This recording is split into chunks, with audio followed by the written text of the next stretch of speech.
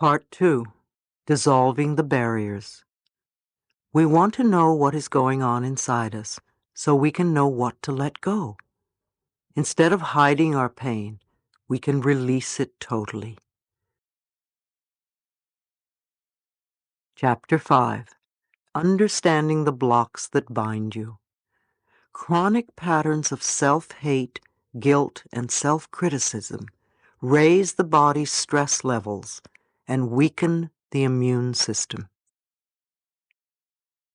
Now that we understand a little more about the power that we have within us, let's take a look at what keeps us from using it. I think that almost all of us have barriers of some kind or another. Even when we do a lot of work on ourselves and clear out the blocks, new layers of old barriers still keep coming up. Many of us feel so flawed that we believe that we are not good enough and never will be. Again, if we find something wrong with us, then we are going to find something wrong with other people as well. If we are still continuing to say, "I can't do this because my mother said or my father did," then we have not yet grown up. So now you want to let your barriers go and perhaps learn something different that you didn't know before now. Perhaps one sentence here will trigger a new thought. Can you imagine how wonderful it would be if every day you learned a new idea that would help you let go of the past and create harmony in your life? When you become aware and understand the individual process of life, you will know what direction to take.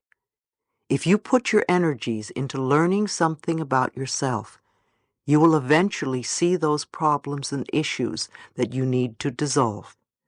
We all have challenges in life. Everybody does.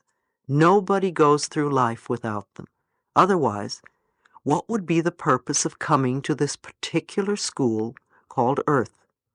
For some, there are health challenges, and for other people, there are relationship challenges, or career, or financial challenges.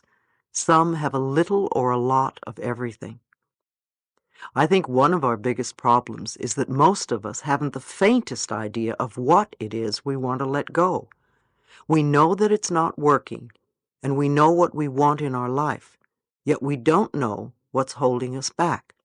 So let's take time to look at the blocks that bind us. If you think for a moment about your own patterns and problems and the things that hold you back, which categories do they fall into? Criticism, fear, guilt, or resentment? I call these categories the Big Four. Which is your favorite one? Mine was a combination of criticism and resentment. Maybe you are like me and have two or three. Is it fear that always comes up, or guilt? Are you very, very critical or resentful? Let me point out that resentment is anger that is stuffed down. So if you believe you are not allowed to express your anger, then you have stored a lot of resentment. We cannot deny our feelings. We cannot conveniently ignore them. When I had my cancer diagnosis, I had to look very clearly at myself.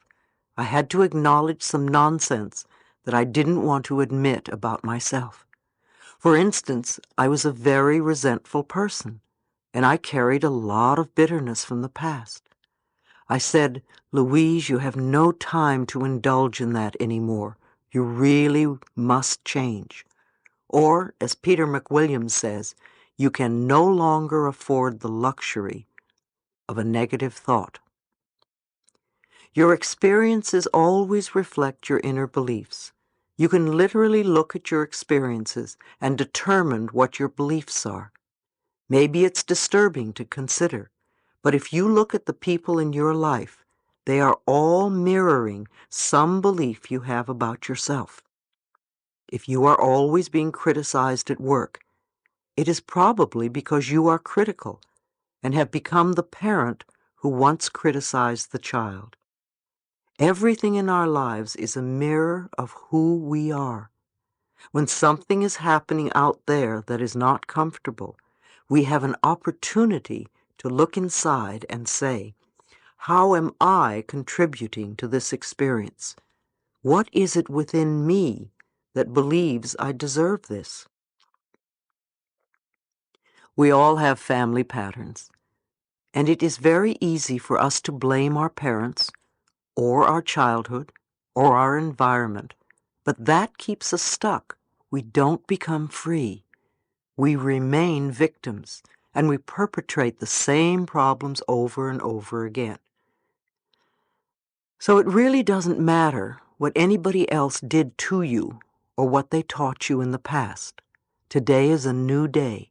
You are now in charge. Now is the moment in which you are creating the future in your life and your world. It really doesn't matter what I say either, because only you can do the work. Only you can change the way you think and feel and act. I'm just saying that you can. You definitely can, because you have a higher power within you that can help you break free from these patterns if you allow it. You can remind yourself that when you were a little baby, you loved yourself for who you were. There is not one little baby who criticizes its body and thinks, oh, my hips are too big. Babies are thrilled and delighted just because they have bodies. They express their feelings. When a baby is happy, you know it. And when a baby is angry, the whole neighborhood knows it. They are never afraid to let people know how they feel. They live in the moment. And you were like that once. As you grew up, you listened to people around you, and you learned about fear and guilt and criticism from them. If you grew up in a family where criticism was the norm, then you are going to be critical as an adult.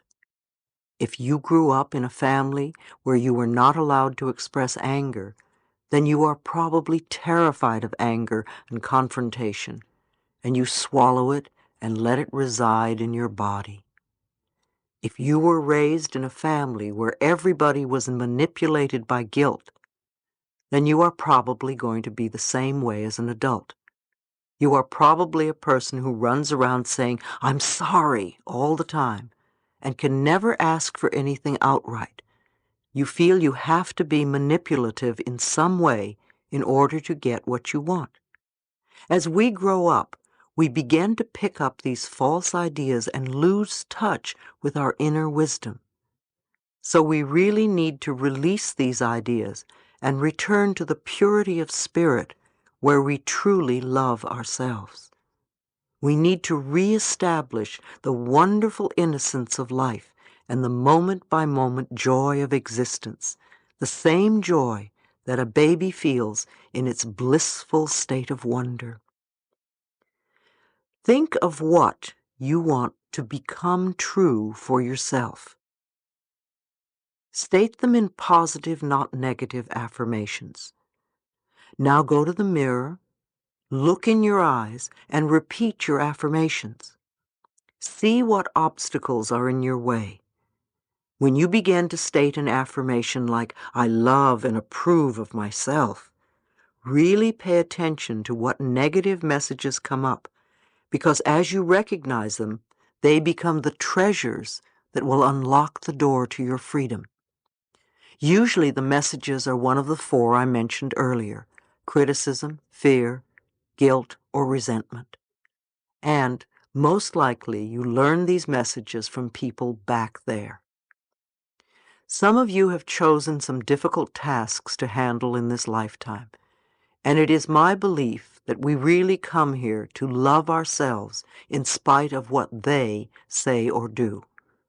We can always go beyond our parents' or our friends' limitations. If you were a good little girl or boy, you learned your parents' limited way of looking at life. You see, you're not bad. You are good children. You learned exactly what your parents taught you. Now that you are grown up, you're doing the same thing. How many of you hear yourself saying what your parents used to say? Congratulations. They were very good teachers and you were very good students. But now it is time for you to begin to think for yourself. A lot of us may face resistance when we look in the mirror and repeat our affirmations. However, resistance is the first step to change. Most of us want our lives to change, but when we are told that we have to do something different, we say, "Who, me? Oh, I don't want to do that." Others may experience feelings of despair. Often if you look in the mirror and say, "I love you," the little child inside says, "Where have you been all this time? I've been waiting for you to notice me." And waves of sadness come up because you've been rejecting the little child for a long, long time. When I did this exercise in one of my workshops, a woman said she was very, very scared. I asked her what frightened her, and she shared the fact that she was an incest survivor. Many of us have had this experience called incest, and we are learning to come through it. It's interesting that it occurs so often on our planet. We read so much about incest these days, yet I don't think it is happening any more now than it ever did. We have advanced to a state where we now feel that children have rights, and we are allowing ourselves to see this ugly sore in society. In order to release the problem, we have to first recognize it, and then we can work through it. Therapy is so important for incest survivors. We need a safe space where we can work through these feelings. When we have let the anger and the rage and the shame out, then we can move to the space where we can love ourselves. No matter what we are working on, we want to remember that the feelings that come up are just feelings. We are not in the experience anymore. We need to work on making the inner child feel safe. We want to thank ourselves for having had the courage to survive this experience. Sometimes when we're dealing with an issue such as incest, it's difficult to accept that the other person was doing the best he or she could at the time with the understanding and awareness and knowledge that they had. Acts of violence always come from people who were violated themselves. We all need healing. When we learn to love and cherish who we are, we will no longer harm anyone. Stop all criticism. When we are dealing with criticism, we are usually criticizing ourselves all the time for the same things over and over. When are we going to wake up and learn that criticism doesn't work? Let's try another tactic. Let's approve of ourselves as we are right now. Critical people often attract a lot of criticism because it is their pattern to criticize. What we give out, we get back. They may also need to be perfect at all times. Who's perfect? Have you ever met a perfect person? I haven't. If we complain about another person, we are really complaining about some aspect of ourselves. Everyone is a reflection of us, and what we see in another person, we see in ourselves. Many times we don't want to accept parts of who we are. We abuse ourselves with alcohol or drugs or cigarettes or overeating or whatever. These are ways of beating up on ourselves for not being perfect. But being perfect for who? Whose early demands and expectations are we still trying to meet? Be willing to let that go. Just be. You will find that you are wonderful just as you are this very moment. If you have always been a critical person who sees life through very negative eyes, it is going to take time for you to turn yourself around to be more loving and accepting. You will learn to be patient with yourself as you practice letting go of the criticism, which is only a habit, not the reality of your being. Can you imagine how wonderful it would be if we could live our lives without ever being criticized by anyone? We would feel totally at ease, totally comfortable. Every morning would be a wonderful new day because everyone would love you and accept you, and nobody would criticize you or put you down. You can give this happiness to yourself by becoming more accepting of the things that make you unique and special. The experience of living with yourself can be the most wonderful experience imaginable. You can wake up in the morning and feel the joy of spending another day with you. When you love who you are, you automatically bring out the best in you. I'm not saying that you will be a better person, because that implies that you're not good enough now.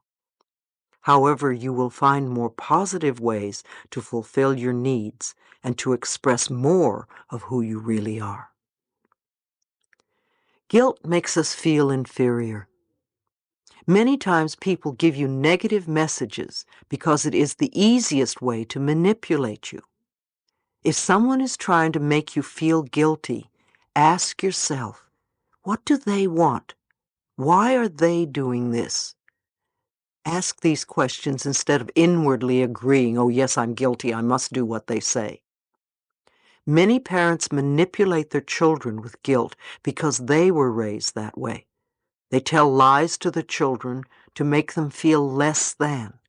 Some people are still manipulated by their relatives and friends when they grow up because, first of all, they don't respect themselves. Otherwise, they wouldn't let it happen. Secondly, they are manipulative themselves. Many of you live under a cloud of guilt.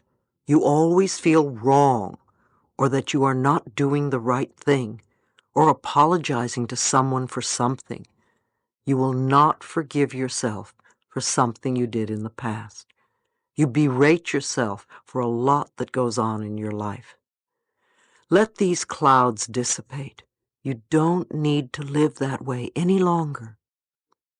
Those of you who feel guilty can now learn to say no and call people on their nonsense.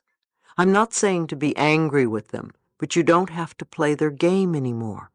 If saying no is new to you, say it very simply. No, no, I cannot do that. Don't give excuses, or the manipulator will have ammunition to talk you out of your decision. When people see that manipulating you doesn't work, they will stop. People will only control you as long as you allow them to. You may feel guilty the first time you say no. However, it gets easier the next few times. A woman at one of my lectures had a baby who was born with a congenital heart disease. She felt guilty because she'd believed that it was her fault. She did something to the baby. Unfortunately, guilt does not solve anything. In her case, no one did anything wrong. I told her that I thought it could have been a soul choice for the baby and a lesson for both the mother and baby. My answer for her was to love the baby and love herself and stop feeling that she did something wrong. That sort of guilt would not heal anyone.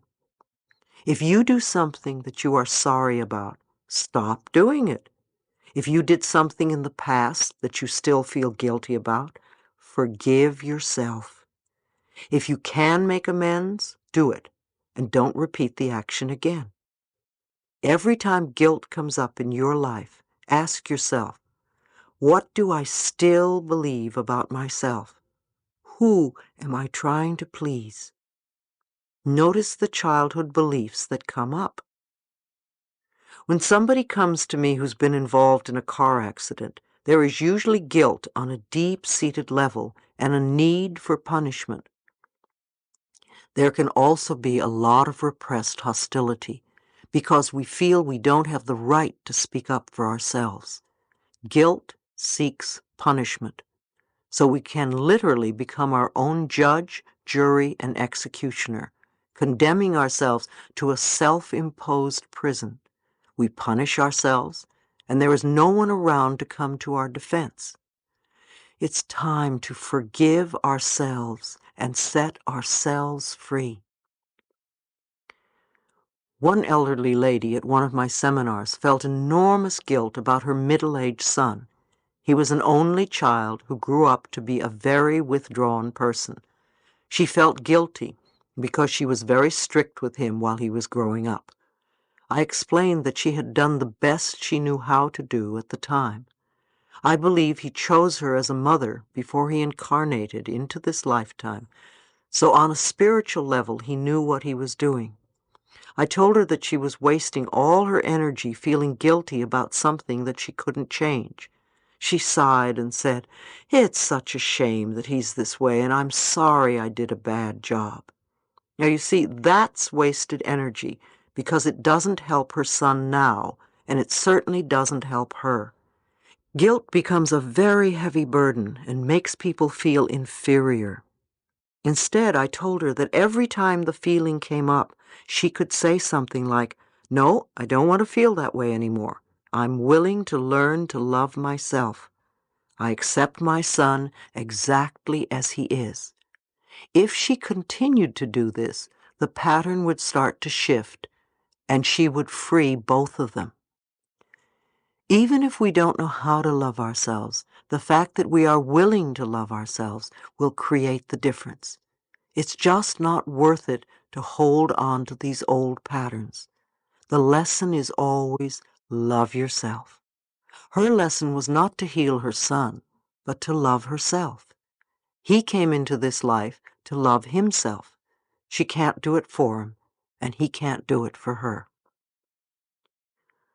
Organized religions are often really good at making people feel guilty. Many of them do some heavy numbers to keep people in line, especially when they are young. However, we aren't little children anymore, and we don't have to be kept in line.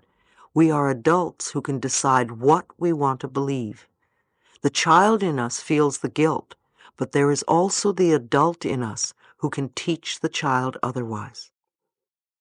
When you hold your emotions down or hold things in, you create havoc within you. Love yourself enough to allow yourself to feel your emotions.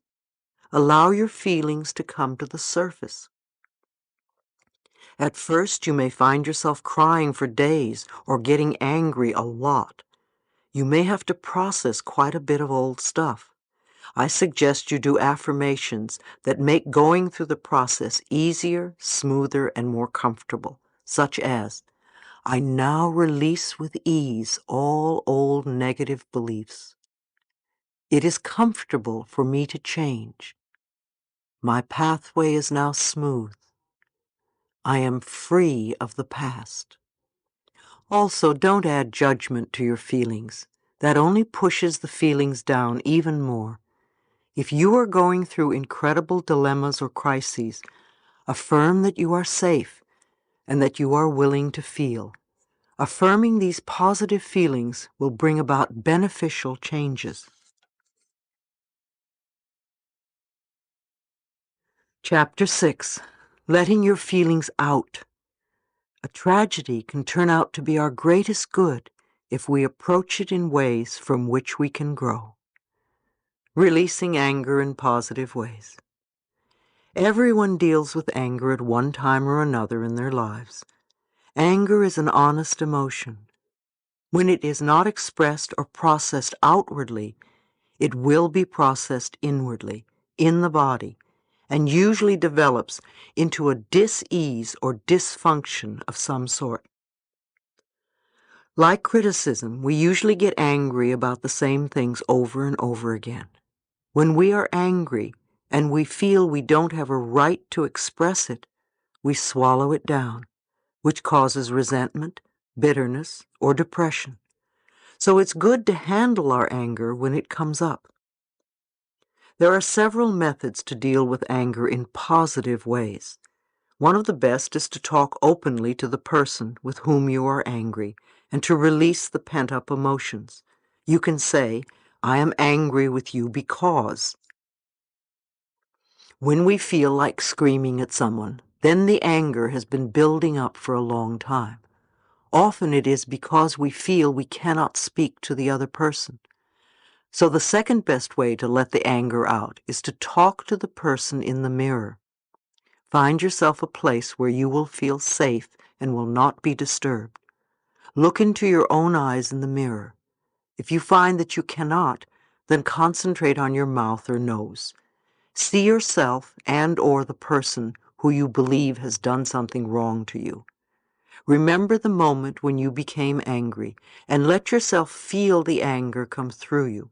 Begin to tell this person exactly what you are so angry about. Show all the anger you feel. You could say something like, "I am angry at you because," or "I am hurt because you did," or "I am so afraid because you." Just get all your feelings out. If you feel like expressing yourself physically, then get some pillows and start hitting them, or twist a towel. Don't be afraid to let your anger take its natural course. You have already kept your feelings bottled up too long. There is no need to feel any guilt or shame. Remember, our feelings are thoughts in action.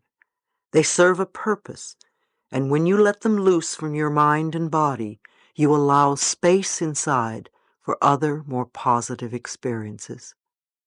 When you have finished expressing your anger to the other person or persons, do your best to forgive them. Forgiveness is an act of freedom for yourself, because you are the one who will benefit from it. If you can't forgive someone, then the exercise is just a negative affirmation and is not healing for you. There is a difference between releasing and just rehashing old angers. You may want to say something like, "Okay, that situation is over. That is in the past now.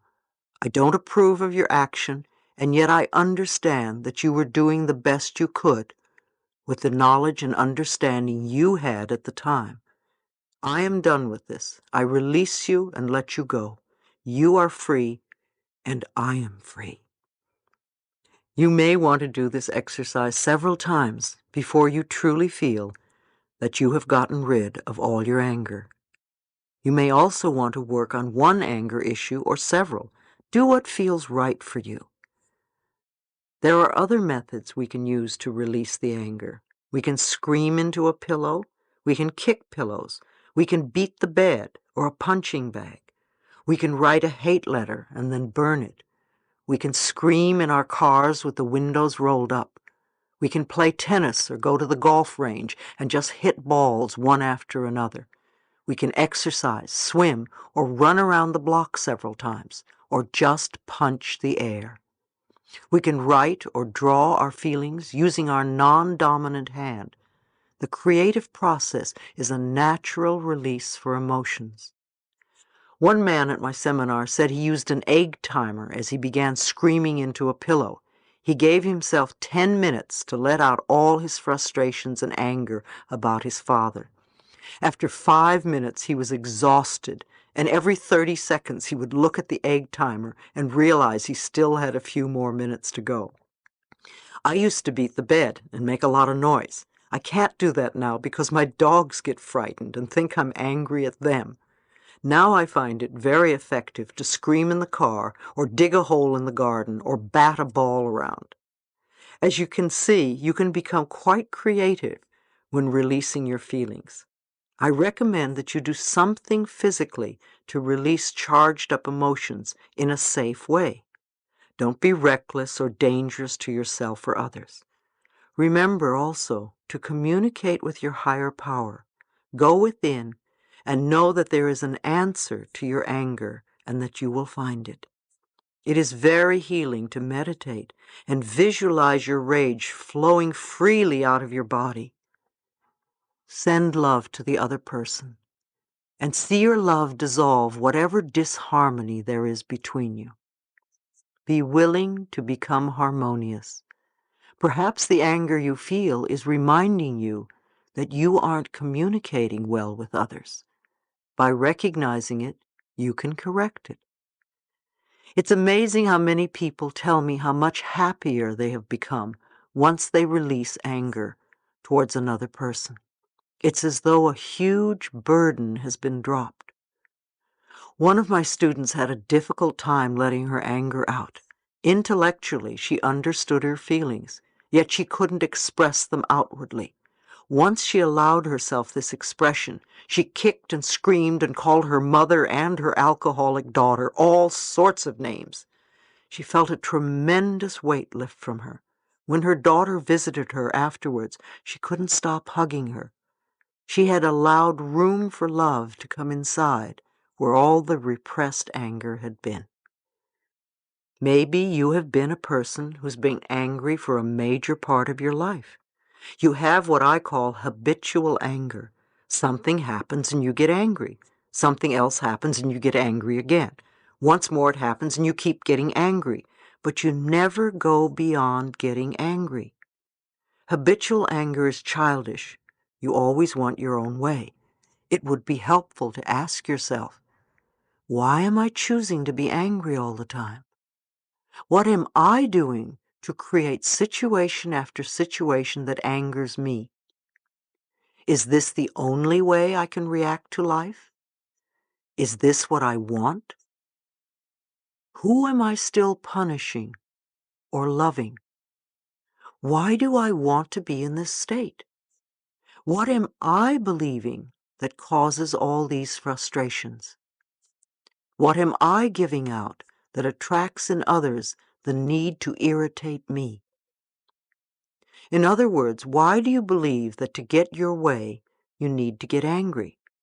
I'm not saying that there are no injustices, and there aren't times when you have a right to feel angry. However, habitual anger is not good for your body because it lodges in there. Notice what you focus on most of the time. Sit in front of a mirror and look at yourself and ask, who are you? What is it that you want? What makes you happy? What can I do to make you happy? Now is the time to do something else. Create a new space inside yourself for loving, optimistic, and cheerful patterns. People often get angry while they're driving their cars. People often express their frustrations about the other lousy drivers on the road. Long ago, I got over the fact that I was going to be upset because of someone else's inability to follow the rules of the road. So the way I handle driving my car is, first, I put love into the car when I get in. Next, I know and affirm that I'm always surrounded by wonderful, competent, happy drivers. Everyone around me is a good driver. Because of my beliefs and affirmations, whenever I'm on the road, I have very few poor drivers around me. They're off bothering the person who's shaking his fist and screaming. You know, your car is an extension of you, just like everything and everyone are extensions of you. So put some love into your car, and then send love out to everyone around you on the streets and highways. I believe that the parts of your car are similar to the parts of your body. For instance, one of my workers felt that she had no vision, that she could not see where her life was going or where she wanted it to go. One morning she woke up and found her windshield smashed. Another person, an acquaintance of mine, felt that he was stuck in his life. He was not moving forward or moving backward, but was not moving at all. And his tire became flat and he couldn't move anywhere. I know it may sound silly at first, but it's fascinating to me that the terminology that these two people used to describe their current mental state also related to their car. Having no vision means that you can't see in front of you. The windshield is a perfect metaphor. Likewise, being stuck is a perfect example of a flat tire. The next time something happens to your car, make a note as to what you feel the broken parts represents, and see if you can connect it to how you are feeling at that particular moment or what is going on in your life. You may be surprised at the results. One day I will write a little book and call it Heal Your Automobile. There was a time when people did not understand the body-mind connection. Now it is time for us to expand our thinking even more and to understand the machinery-mind connection. Every situation in your life is a learning experience and can be handled so that it works for you. There is nothing new or unique about anger. No one escapes the experience.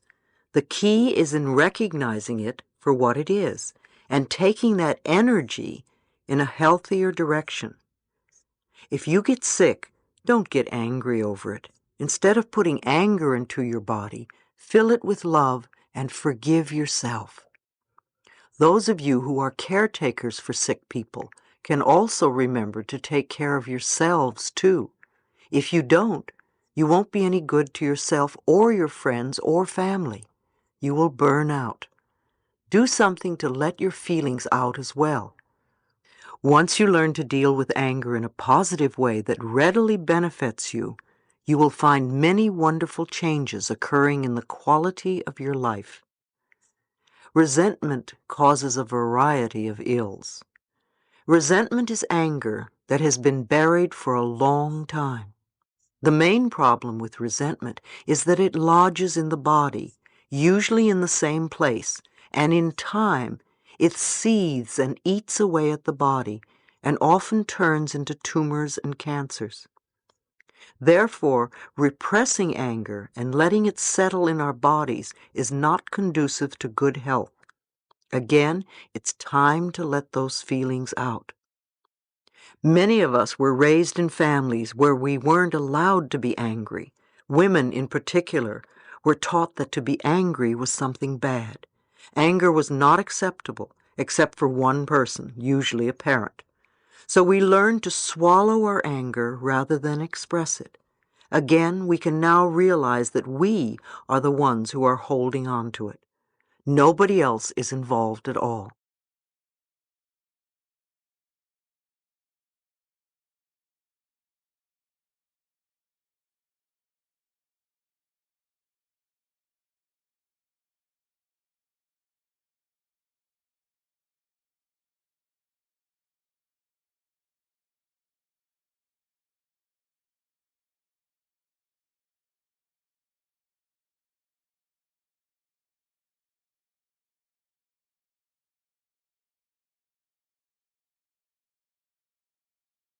An oyster takes a grain of sand, and it builds layer after layer after layer of calcite over it until it becomes a beautiful pearl. In the same way, we take our emotional hurts and nurse them over and over again by what I call running the old movie over and over in our minds. If we want to be free from our hurts, if we want to get out of them, then it's time to go beyond them. One of the reasons women create cysts and tumors in the uterus is through what I call the he done me wrong syndrome. The genitals represent either the most masculine part of the body, the masculine principle, or the most feminine part of the body, the feminine principle. When people have emotional episodes, usually in relationships, they take it to one of those areas. With women, they may take it to their female organs, their most feminine part, and nurse the hurt until it becomes a cyst or tumor. Since resentment is buried deeply inside us, we may have to do a lot of work to dissolve it. I received a letter from a woman who was working on her third cancer tumor. She still had not dissolved the resentment pattern and kept creating new tumors in her body. I could tell she felt very self-righteous about her bitterness. It was easier for her to let the doctor remove the latest tumor than to work on forgiveness. It would have been good if she had been able to do both. Doctors are good at removing growths. Only we can keep them from reappearing. Sometimes we would rather die than change our patterns, and we do. I have noticed that many people would rather die than change their eating habits, and they do. This is very disturbing when it happens to someone we love and we are aware of alternative choices they could make. No matter what choices we make, they are always right for us, and there is no blame, even if we leave the planet. We will all leave the planet in time, and we will all find a way to do it at the right time for us. Again, we don't have to blame ourselves for failing or doing it wrong. We don't have to feel guilty. There is no blame. No one does it wrong. A person does the best he or she knows how to do with the understanding and awareness that is available. Remember, we all have the power within us, and we all come here to learn certain lessons. Our higher selves know our destiny in this lifetime and what we must learn in order to move forward in our evolutionary process. There is never any wrong way.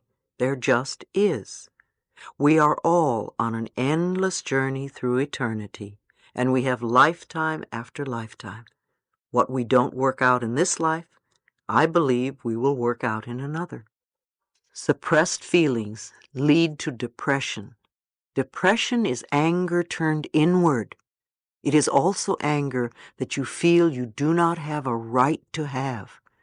For instance, you may feel it's not okay to be angry at your parent or spouse or employer or best friend, and yet you are angry and you feel stuck. That anger becomes depression. Far too many people today suffer from depression, even chronic depression. By the time we feel that depressed, it's very difficult to get out of it. It feels so hopeless that it becomes an effort to do anything. I don't care how spiritual you are. You have got to wash your dishes every now and then. You can't let the sink pile up with dirty dishes and say, "Oh, I'm metaphysical." The same with your feelings. If you want to have a mind that flows freely, then clean up your inner mental dirty dishes. One of the best ways is to give yourself permission to express some of your anger so that you won't have to stay so depressed. There are now therapists that specialize in anger releasing. Having a session or two with one of them could be most helpful. It's my personal opinion that we all need to beat the bed once a week, whether we feel angry or not. There are some therapies that encourage you to get into your anger. However, I think that they often keep you immersed in the anger process too long. Anger, like any emotion that surfaces, lasts only a few minutes. Babies move in and out of their emotions very quickly. It is our reaction to the emotion that causes us to hold and repress it. Author Elizabeth Kubler-Ross uses a wonderful exercise in her seminars, which she calls externalization. She has you take a piece of rubber hose and some old phone books, and you beat them over and over again, letting all sorts of emotions emerge. When you're releasing anger, it's okay to be embarrassed about it, especially if it was against your family rules to get angry. It will be embarrassing the first time you do it, but when you get into it, it can be such fun and very powerful. God is not going to hate you for being angry. Once you have released some of this old anger, you will be able to see your situation in a new light and find new solutions. Another one of the suggestions I would make for a person who is depressed is to work with a good nutritionist and really get your diet cleaned up. It's amazing how that can help the mind. People who are depressed often eat very poorly, which adds to the problem. We all want to make the best choices so that the food we are taking in is good for our body. Also, many times we find there is a chemical imbalance in the body that is further aggravated by the intake of medication of some sort. Now, rebirthing is another wonderful process for releasing your feelings because it goes beyond the intellect. If you have never had a rebirthing session, I recommend that you try one. It has been very helpful for many people. It's a breathing modality that helps you connect with old issues so that you can release them in a positive way. Some rebirthers have you repeat your affirmations as you're going through the process. Then there is body work, such as Rolfing, a process of deep connective tissue manipulation developed by Ida Rolf, or Heller work, or Traeger work. They are all excellent ways to release restrictive patterns in the body.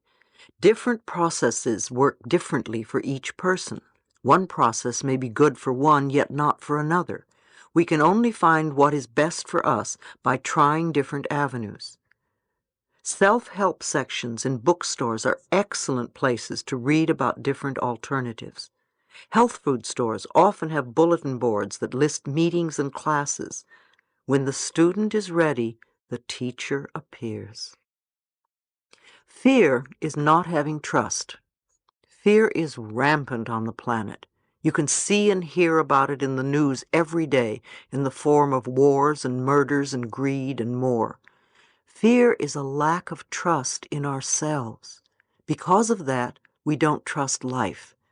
We don't trust that we are being taken care of on a higher level, so we feel we must control everything from the physical level. Obviously, we're going to feel fear because we can't control everything in our lives. Trust is what we learn when we want to overcome our fears. It's called taking the leap of faith. Trust in the power within that is connected to universal intelligence. Trust in that which is invisible instead of trusting only in the physical material world. I'm not saying that we do nothing, yet if we have trust, we can go through life much easier. If you recall what I said earlier, I believe that everything I need to know is revealed to me. I trust that I'm being taken care of, even though I am not physically in control of everything that's happening around me. When a fearful thought comes up, it is really trying to protect you. I suggest you say to the fear, I know you want to protect me. I appreciate that you want to help me, and I thank you. Acknowledge the fearful thought. It's there to take care of you. When you become physically frightened, your adrenaline pumps through your body to protect you from danger. It's the same with the fear you manufacture in your mind. Observe your fears and recognize that you are not them. Think of fear the way you view images on a movie screen. What you see on the screen is really not there. The moving pictures are just frames of celluloid, and they change and disappear very rapidly. Our fears will come and go as rapidly as those pictures, unless we insist on holding on to them. Fear is a limitation of our minds. People have so much fear about getting sick or old or about becoming homeless or whatever. Anger is fear that becomes a defense mechanism. It protects you, and yet it would be so much more powerful for you to do affirmations so you can stop recreating fearful situations in your mind and love yourself through the fear. Again, nothing comes from outside of us. We are at the center of everything that happens in our lives. Everything is inside. Every experience, every relationship is a mirror of a mental pattern that we have inside us. Fear is the opposite of love. The more we are willing to love and trust who we are, the more we attract these qualities to ourselves. When we are on a streak of really being frightened or upset or worried or not liking ourselves, isn't it amazing how everything goes wrong in our lives? One thing after another. It seems it will never stop. Well, it is the same when we really love ourselves. Everything starts to go on a winning streak, and we get the green lights in the parking places. All of the things that make life so wonderful, the big and the little. We get up in the morning and the day flows beautifully. Love yourself so that you can take care of yourself.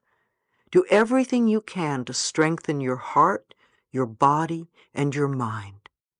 Turn to the power within you. Find a good spiritual connection and really work on maintaining it. If you are feeling threatened or fearful, consciously breathe. We often hold our breath when we are frightened, so take a few deep breaths.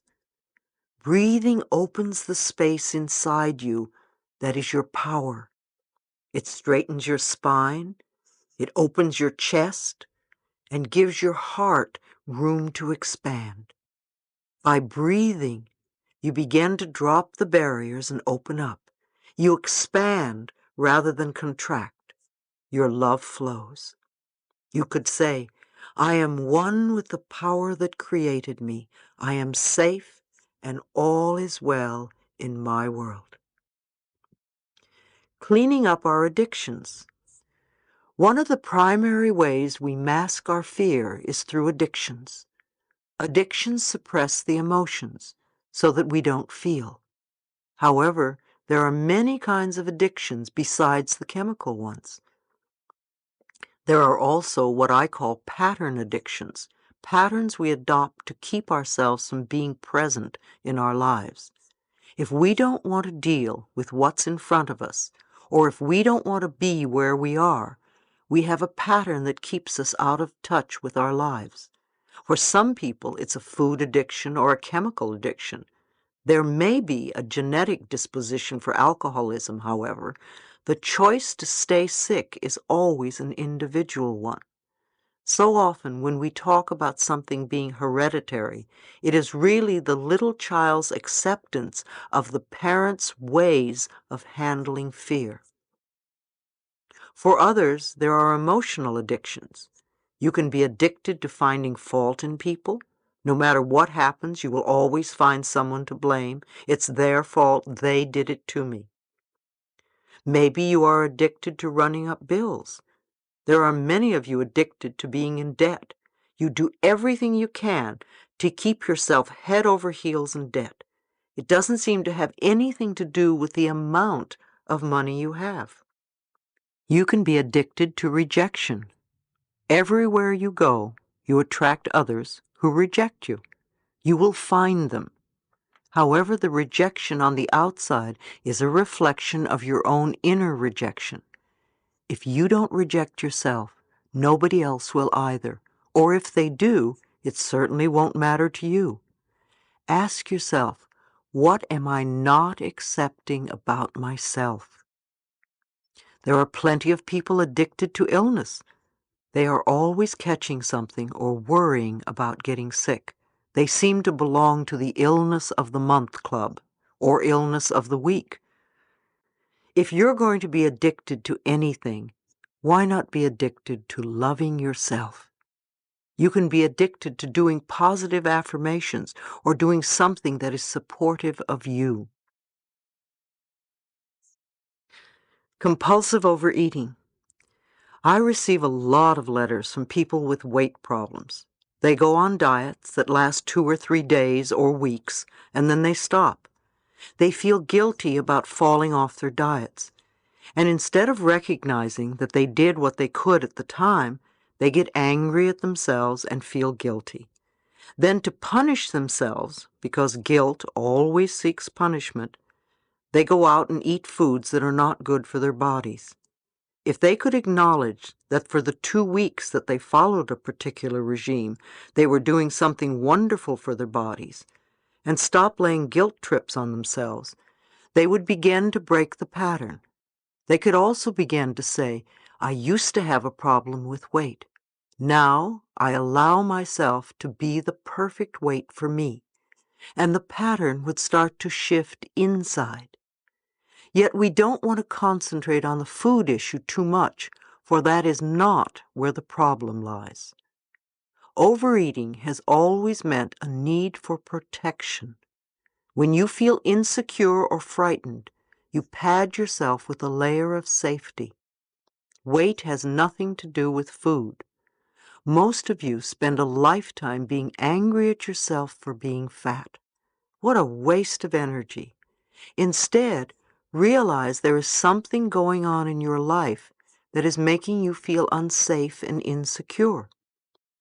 It could be your work, your spouse, your sexuality, or your life in general, or early belief patterns. If you are overweight, put the food weight issue aside and work on the pattern that says, I need protection because I'm insecure. It's amazing how our cells respond to our mental patterns. When the need for protection is gone, or when we start feeling secure, the fat will melt off. I have noticed in my own life that when I'm not feeling safe, I will gain some weight. When my life is going so fast and I'm doing so much and I'm spreading myself all over the place, I feel a need for protection, a need for security. So I say, okay, Louise, it's time to work on safety. I want you to really know that you are safe and it's okay and you can do all this stuff and you can be at all these places and you can have all that's happening right now and you are safe and I love you. When I feel secure again, the weight melts away. Weight is only the outer effect of a fear that is inside you. When you look in the mirror and see the fat person staring back, remember that you are looking at the result of your old thinking. When you start to change your thinking, you are planting a seed for what will become true for you. What you choose to think today will create your new figure tomorrow. One of the best books on releasing excess weight is The Only Diet There Is by Sandra Ray. It's all about dieting from negative thinking, and she shows you step by step how to do it. Self-help groups. Self-help groups have become the new social form. I see this as a very positive move. These programs do tremendous good. People with similar problems getting together, not to whine and complain, but to find ways to work through these issues and improve the quality of their lives. There is now a group for almost every problem you can think of. Many of them are listed in the phone book under Community Services in the front of your yellow pages. I know you can find one that is right for you. Many churches now hold group meetings. You could even go to the local health food store, one of my favorites, and see what is listed on their bulletin board. If you are serious about changing your life, you will find the way. The 12-step programs are everywhere. 12-step programs have been around for some time, and they have developed a format that really works and brings about wonderful results. Their Al-Anon program for people who live with or were raised by addicted people is one of the best groups for all sorts of people. Feelings are our inner gauge. When growing up in a troubled or dysfunctional family, we learn to avoid conflict whenever possible, and this results in the denial of our feelings. We often do not trust others to meet our needs, so we don't even ask for help. We are convinced that we must be strong enough to handle things ourselves. The only problem is that we fail to be in touch with our own feelings. Feelings are our most helpful link to our relationship with ourselves, others, and the world around us, and they are an indication of what's working or not working in our lives. Shutting them off only leads to more complex problems and physical illnesses. What you can feel, you can heal. If you don't allow yourself to feel what is going on inside of you, you won't know where to begin the healing process. On the other hand, many of us seem to go through life always feeling guilty or jealous or fearful or sad. We develop habit patterns that keep repeating the same experiences that we say we don't want to have. If you keep feeling angry or sad or fearful or jealous and don't get in touch with the underlying cause, you will continue to create more anger, sad, fear, etc. When we stop feeling like victims, we are able to take our power back. We must be willing to learn the lesson so the problem can disappear. When we trust the process of life and our spiritual connection with the universe, we can dissolve our angers and fears as soon as they appear. We can trust in life and know that everything is happening in divine right order and in the perfect time-space sequence. Chapter 7. Moving Beyond the Pain. We are far more than our bodies and personalities. The inner spirit is always beautiful and lovable, no matter how our outer appearances may change. The pain of death. It's wonderful to be positive. It's also wonderful to acknowledge what you are feeling. Nature has given you feelings to get you through certain experiences, and to deny them causes more pain. Remember, death is not a failure. Everyone dies. It's part of the process of life. When someone you love dies, the mourning process takes at least a year. So give yourself that space. It's difficult to have to go through all the holidays and seasons, Valentine's Day, your birthday, your anniversary, Christmas, etc. So be very gentle with yourself and let yourself grieve.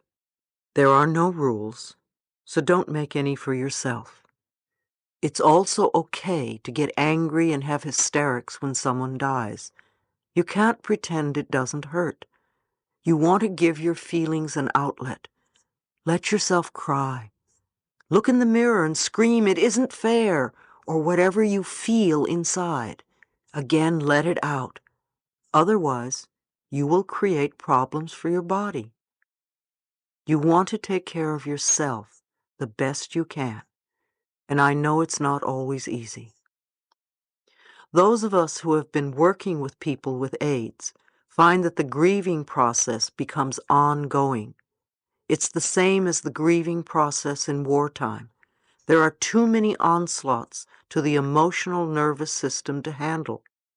Many times I reach out to special friends and dissolve into hysterics when it all becomes too much. It was much easier when my mother died. I felt the natural completion of her 91-year cycle. Though I grieved, I had no anger or rage at injustice or untimeliness. Wars and epidemics bring up tremendous frustration at the seeming unfairness of it all. Although grieving takes time, sometimes you feel like you're in a bottomless pit. If you are still grieving after a few years, then you are wallowing in it. It becomes an addiction. You need to forgive and release the other person and yourself. Remember, we don't lose anyone when they die because we never owned them in the first place. If you are having a difficult time letting go, there are several things you can do. First of all, I suggest you do some meditations with the person who is gone. No matter what he or she thought or did while they were alive, when they leave the planet, a veil lifts and they see life very clearly. So they no longer have the fears and the limiting beliefs that they had when they were here.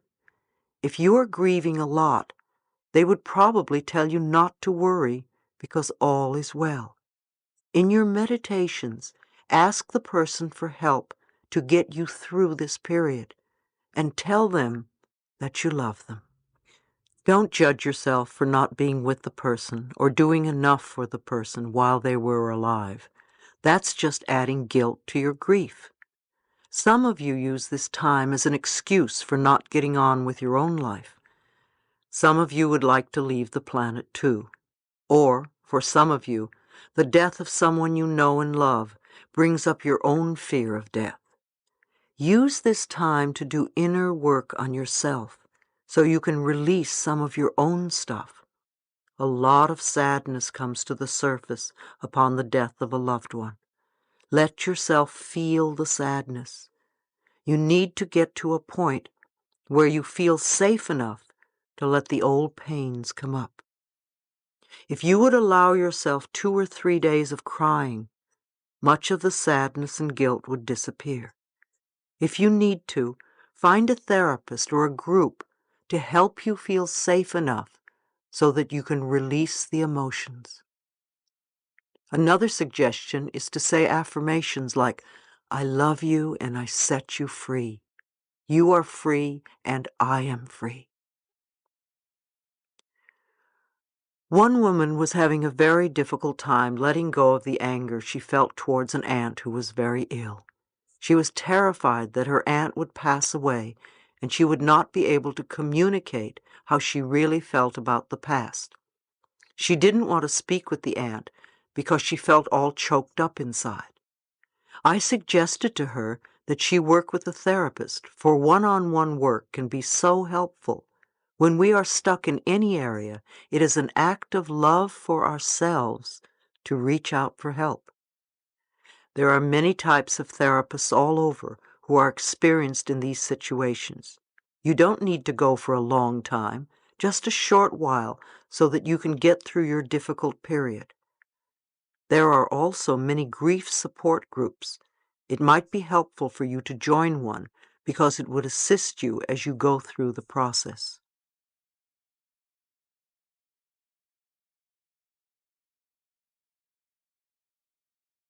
Understanding our pain. Many of us live from day to day with unrelieved pain. It may be a small part of our lives, or it may take up a large, unbearable portion of it. But what is pain? Most of us agree that it is something we would like to be free of. Let's look at what we can learn from it. Where does it come from? What is it trying to tell us? The dictionary defines pain as an unpleasant or distressing sensation due to bodily injury or disorder, as well as a mental or emotional suffering or torment. Since pain is an outgrowth of both mental and physical dis-ease, it is clear that both the mind and the body are susceptible to it. I recently saw a wonderful example as I watched two little girls playing in a park. The first child raised her hand to playfully slap her friend on the arm. Before she was able to connect, the other little girl said, "Ow!" And the first little girl looked at her and said, "Why did you say ow? I haven't even touched you yet." To which her friend quickly replied, "Well, I knew it was going to hurt." In this instant, the mental pain presumed the expected physical pain.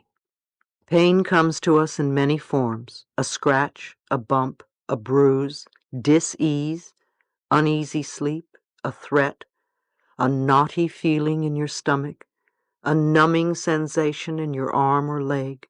Sometimes it hurts a lot, sometimes only a little, but we know it's there. In most cases, it's trying to tell us something. At times, the message is obvious. A sour stomach experienced during the work week, but not on the weekend, may indicate a need for an attitude change or for a job change. And many of us know the significance of the pain that occurs after a night of excessive drinking. Whatever the message, we must remember that the human body is a wonderfully constructed piece of machinery. It tells us if there are problems, but only if we are willing to listen. Unfortunately, many of us do not take or make the time to listen. Pain is actually one of the body's last resort messages, to tell us that something is wrong in our lives. We are really off track somewhere. The body is always aspiring for optimum health, no matter what we do to it. However, if we abuse our bodies tremendously, we contribute to the conditions of our dis-ease. When we first feel pain, what do? We usually run to the medicine cabinet or to the drugstore, and we take a pill. In effect, we say to the body, "Shut up, I don't want to hear you." The body will quiet down for a little bit, then the whisperings return, and this time a little louder. Maybe we go to the doctor for an injection or a prescription, or we do something else. But at some point we have to pay attention to what is going on, because we may have a full-blown dis-ease of some sort. Even at that point, some people still want to play victim and still don't listen. Others awaken to what's going on and are willing to make changes. It's okay. We all learn in different ways. The answers may be as simple as getting a good night's sleep, or not going out 7 nights a week, or not pushing yourself at work. Allow yourself to listen to your body, because it does want to get well. Your body wants to be healthy, and you can cooperate with it. When I first feel pain or discomfort, I quiet myself. I trust that my higher power will let me know what needs to be changed in my life so that I can be free from this dis-ease. In these quiet times, I visualize the most perfect natural setting, with my favorite flowers growing in abundance all around me. I can feel and smell the sweet warm air as it blows gently across my face, and I concentrate on relaxing every muscle in my body. When I feel that I have reached a state of complete relaxation, I simply ask my inner wisdom, how am I contributing to this problem? What is it that I need to know? What areas of my life are in need of change? Then I breathe and let the answers pour over me. The answers may not come at that moment, but I know that they will be revealed to me soon. I know that whatever changes are needed are the right ones for me, and that I will be completely safe no matter what unfolds before me. Sometimes you wonder how you can accomplish such changes. How will I live? What about the children? How will I pay my bills? Again, trust your higher power to show you the means to live a plentiful, pain-free life. I also suggest that you make changes one step at a time. Lao Tse said, "The journey of 1,000 miles begins with one step." One small step added to another can create significant major advancements. Once you go about making your changes, please remember that the pain does not necessarily disappear overnight, and yet it may. It has taken time for pain to surface. Therefore, it may take some time to recognize that it is no longer needed. Be gentle with yourself. Don't gauge your progress by someone else's. You are unique and have your own way of handling your life. Put your trust in your higher self in order to free yourself of all physical and emotional pain. Forgiveness is the key to freedom. I often ask clients, would you rather be right or would you rather be happy? We all have opinions on who was right and who was wrong according to our own perceptions, and we can all find ways to justify our feelings. We want to punish others for what they did to us. However, we are the ones running the story over and over in our own minds. It is foolish for us to punish ourselves in the present because someone hurt us in the past. To release the past, we want to be willing to forgive, even if we don't know how. Forgiveness means giving up our hurtful feelings and just letting the whole thing go. A state of non-forgiveness actually destroys something within ourselves. No matter what avenue of spirituality you follow, you will usually find that forgiveness is an enormous issue at any time, but most particularly when there is an illness. When we are ill, we really need to look around and see who it is we need to forgive. And usually the very person who we think we will never forgive is the one we need to forgive the most. Not forgiving someone else doesn't harm the other person in the slightest, but it plays havoc with us. The issues aren't theirs, the issues are ours. The grudges and hurts you feel have to do with forgiving yourself, not someone else. Affirm that you are totally willing to forgive everyone. I am willing to free myself from the past. I am willing to forgive all those who may ever have harmed me, and I forgive myself for having harmed others. If you think of anyone who may have harmed you in any way at any point in your life, bless that person with love and release them, and then dismiss the thought. I wouldn't be where I am today if I hadn't forgiven the people who have hurt me.